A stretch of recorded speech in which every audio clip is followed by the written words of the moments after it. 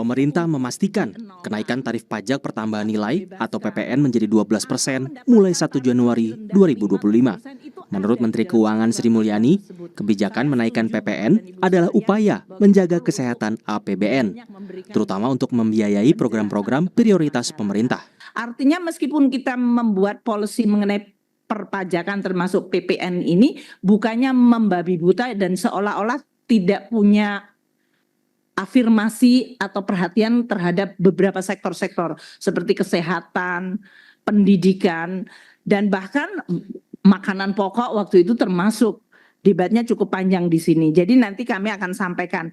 Jadi di sini kami sudah membahas bersama Bapak Ibu sekalian, sudah ada undang-undangnya. Kita perlu untuk menyiapkan agar itu bisa dijalankan tapi dengan tadi penjelasan yang baik sehingga kita tetap bisa bukannya membabi buta, tapi APBN memang harus terus dijaga kesehatannya.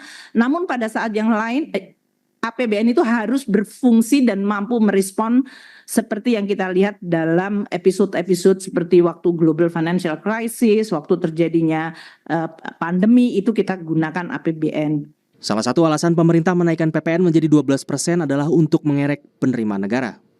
Jika mengacu pada laporan Kementerian Keuangan, penerimaan negara dari PPN dan pajak penjualan atas barang mewah atau PPNBM hingga Oktober 2024 mencapai 620,4 triliun rupiah atau baru sekitar 76% dari target penerimaan.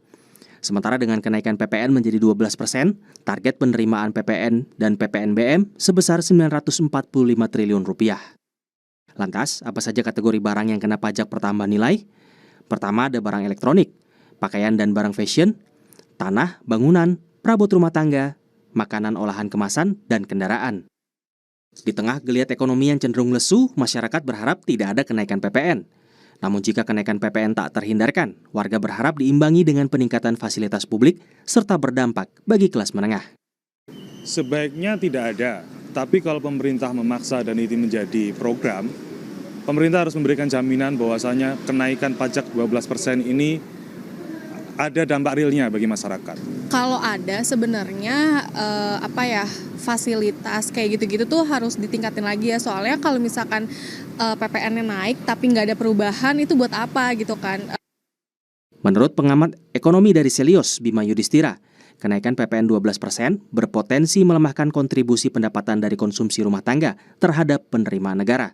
Efek dari tarif PPN ini buruk atau negatif pada perekonomian secara agregat, secara total aktivitas, khususnya konsumsi rumah tangga yang membentuk sebagian besar produk domestik bruto Indonesia. Tapi harus ada cara-cara perluasan basis pajak, mengejar para pengemplang pajak, meningkatkan kepatuhan perpajakan, itu yang harusnya dilakukan pertama kali. Ada objek pajak baru seperti pajak kekayaan yang potensinya 81,6 triliun sekali pengenaan. Kenapa cara-cara itu yang tidak dipilih? Menteri Keuangan Sri Mulyani bilang penerapan PPN naik menjadi 12% sesuai dengan Undang-Undang tentang Harmonisasi Peraturan Perpajakan. Kebijakan menaikkan PPN akan dilakukan secara hati-hati. Tim Liputan, Kompas TV. Apa dampak kenaikan PPN jadi 12% dan benarkah dapat mengerek penerimaan negara? Kita bahas bersama Media Wahyudi Askar, Direktur Kebijakan Publik dari Center of Economic and Law Studies Selios, dan M. Khalid, anggota Komisi 11 DPR dari fraksi PKS. Selamat malam Bapak-Bapak. Selamat malam, Assalamualaikum. Waalaikumsalam warahmatullahi wabarakatuh. Saya ke Mas Khalid dulu. Kalau ini memang amanat undang-undang, bagaimana bisa menjamin efektivitasnya? Karena misalnya tahun ini saja penerimaan dari PPN dan PPNBM ini kan baru 76% dari target. Ya, sebenarnya dalam undang-undang, di Undang-Undang HPP ya, Undang-Undang HPP itu menyebutkan pada 1 Januari 2025 itu dinaikkan PPN menjadi 12%. Memang betul itu adalah amanat undang-undang. Tapi di undang-undang yang sama, di pasal yang sama juga, bahwa ada ayat 3. Kalau tadi itu ayat 1. Ayat 3-nya disebutkan bahwa pemerintah dan atas persetujuan DPR RI itu bisa menurunkan bahkan di angka 5% dan maksimal menaikkan di angka 15%. Ada rentang 5-15%. Artinya memang dibuat ada space, ada ruang untuk melakukan manuver kebijakan jika diantisipasi kondisi ekonomi itu tidak memungkinkan untuk dinaikkan PPN menjadi 12%. Jadi kami sendiri dari Komisi 11, ya, saya mewakili dari fraksi PKS, menyampaikan dalam rapat kerja bersama Menteri Keuangan untuk meninjau ulang agar PPN 12% itu tidak dijalankan sebagaimana di pasal 7 ayat 1 Undang-Undang HPP. Dan opsi pasal 7 di ayat ketiga itu yang bisa dipakai. Ya, jadi kalau fraksi PKS kan meminta ditinjau ulang, tapi secara umum fraksi mayoritas setuju atau tidak dengan ini pada saat rapat dengan Menkyu?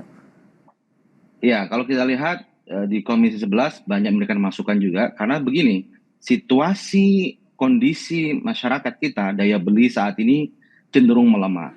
Konsumsi rumah tangga juga cenderung melambat. Pertumbuhan ekonomi kita kemarin juga terlihat melambat. Indeks kepercayaan konsumen juga turun. Dan kalau kita melihat selama 5 tahun terakhir ini kan jumlah kelas menengah kita itu jatuh. Hampir 10 juta kelas menengah kita itu statusnya bukan lagi kelas menengah. Jadi memang dengan berbagai macam pertimbangan itu, kami menyampaikan bahwa lebih baik rencana kenaikan PPN 12% itu ditinjau ulang. Oke, tapi kapan bisa tahu, masyarakat bisa tahu bahwa ini ditunda atau tidak, atau tetap dijalankan sesuai dengan waktu yang disampaikan awal tahun? Ya tentu nanti dari kami, dari DPR RI akan menyampaikan kembali kepada pemerintah ya terkait mendudukkan masalah ini. Ikhtiarnya, iktikadnya adalah kita mencari jalan yang terbaik. Jangan sampai nanti di 1 tahun pemerintahan Presiden Prabowo Subianto, masyarakat ekonominya semakin terpukul. Tentu ikhtiar kami menyarankan kepada pemerintah untuk meninjau ulang itu adalah itikad baik agar ekonomi kita, terutama konsumsi rumah tangga ini adalah menyumbang 50-55% PDB kita. Jika konsumsi rumah tangga ini terpukul, tentu akan berbahaya bagi kondisi ekonomi nasional kita. Jadi inilah yang ingin kita dorong agar yuk mari kita dudukkan mana yang paling rasional untuk kita ambil keputusan tersebut. Oke, Mas Wahyu, kalau dari sisi Anda apakah masih ada jalan untuk menunda kebijakan ini? Jikalau iya, bagaimana pula mencari jalan tengah untuk mengerek penerimaan negara seperti alasan pemerintah untuk menaikkan PPN ini?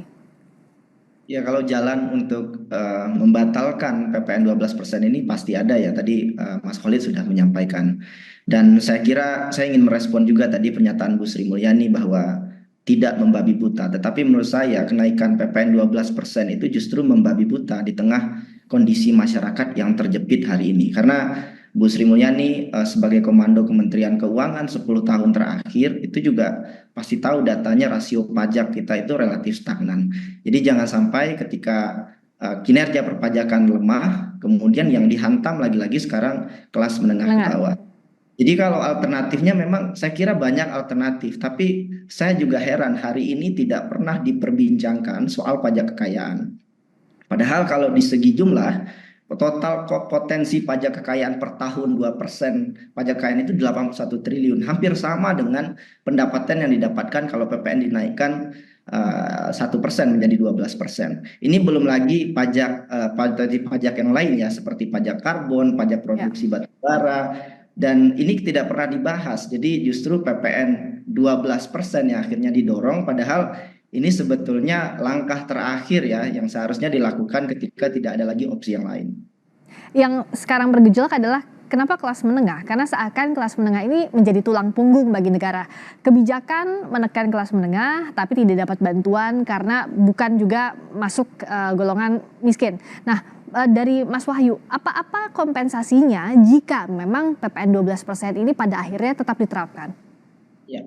Iya, baru saja hari ini saya menghitung ulang ya dari data Susenas. Jadi kalau pajak dinaikkan, tambahan pengeluaran kelas bawah, masyarakat miskin itu 98.000 per bulan. Dan kalau kelas menengah itu tambahan pengeluarannya itu 191.000 per bulan. Ini dengan asumsi kenaikan harga barang. Jadi dampaknya masif sekali, tidak hanya untuk orang miskin tapi juga kelas menengah. Dan tadi juga disampaikan kelas menengah relatif tidak mendapatkan bantuan signifikan secara program perlindungan sosial. Jadi Jadi artinya salah satu kebijakan yang paling baik untuk diterapkan untuk menunda ini? Masih ada jalan untuk itu ya kalau Selyus melihatnya?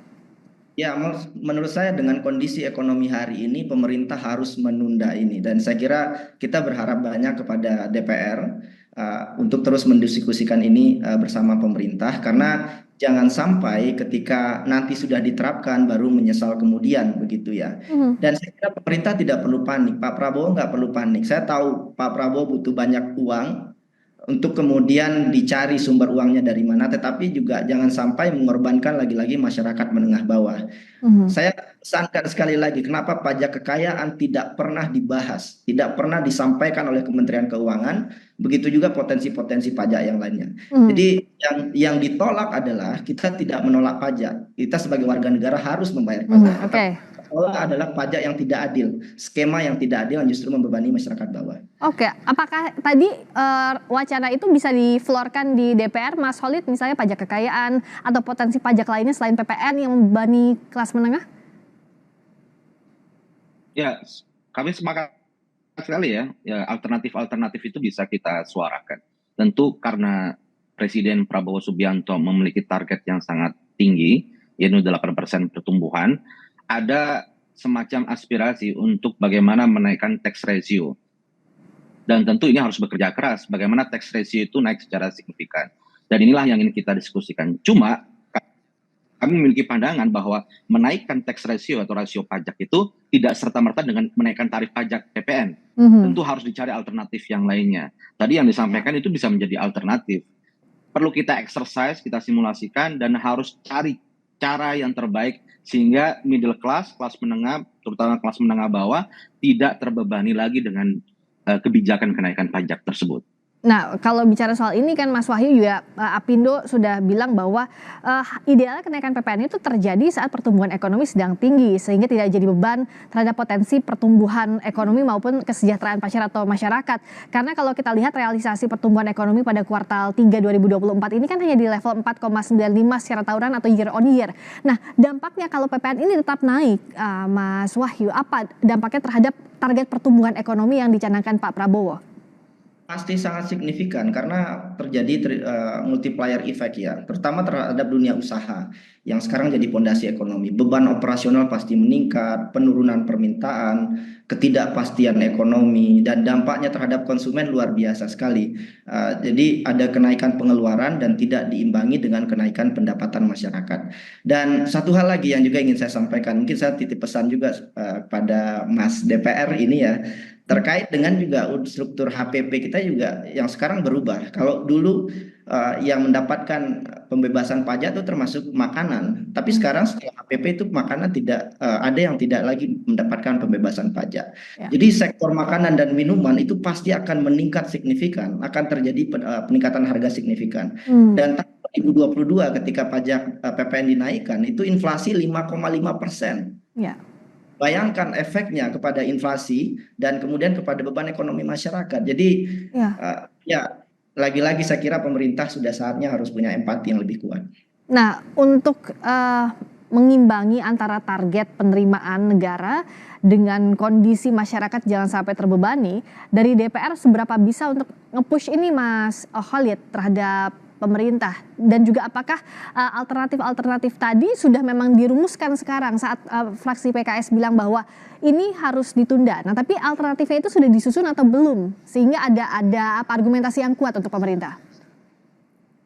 Sebenarnya dari laporan Kementerian Keuangan sendiri terlihat bahwa ada beberapa sektor yang jauh di bawah target dalam mendapatkan pajaknya ya, seperti sektor pertambangan, kemudian pengolahan, dan banyak sektor yang under tax. Kami melihatnya under tax. Artinya di situ potensi terjadinya tax avoidance atau penghindaran pajak, kemudian hal-hal yang lain yang belum bisa kita lakukan. Nah, sebenarnya potensi itu sangat banyak dan harusnya bisa kita kejar. Dan di DPR RI kemarin kita juga mendorong agar potensi-potensi itu juga dioptimalkan. Bahkan Kementerian Keuangan mengeluarkan isu terkait underground ekonomi. Nah, ini underground ekonomi ini seperti apa? Ini juga harus dilihat ini. Ini basis pajak yang seperti apa yang mau dikenakan gitu ya. Katanya potensinya sangat besar. Nah, ini kita meminta roadmap-nya. Basis perpajakan seperti apa yang yang ingin diperluas seperti itu. Nah, karena kalau hanya sekadar menaikkan tarif pajak itu tentu ya itu semua orang bisa ya, maksudnya mudah sekali naikin pajak ya. Tapi yang paling penting adalah bagaimana terobosan memperluas basis pajak kita. Itu yang harus kita pikirkan bersama. Dan kita mendorong agar pemerintah tidak memiliki jalan yang shortcut saja dengan menaikkan pajak, sehingga harus ada upaya yang lebih smart ya, yang lebih keras lagi bagaimana mencari di luar menaikkan tarif pajak. Ditunggu segera solusinya Mas Khalid agar bisa didorong, karena kan Januari 2025 ini hanya 1,5 bulan. Jangan sampai juga masyarakat di tengah kondisi seperti ini merasa terhimpit atau terbebani dengan kebijakan yang baru. Terima kasih atas waktunya sekali lagi bergabung di Sapa Indonesia Malam, Mas Khalid M. Khalid, anggota Komisi 11 DPR dari fraksi PKS. Terima kasih juga Mas Wahyudi Askar, Direktur Kebijakan Publik dari Selios, dan kami juga sudah mengundang pihak Kementerian Keuangan tapi tidak merespons untuk hadir dalam dialog malam hari ini. Terima kasih, selamat malam.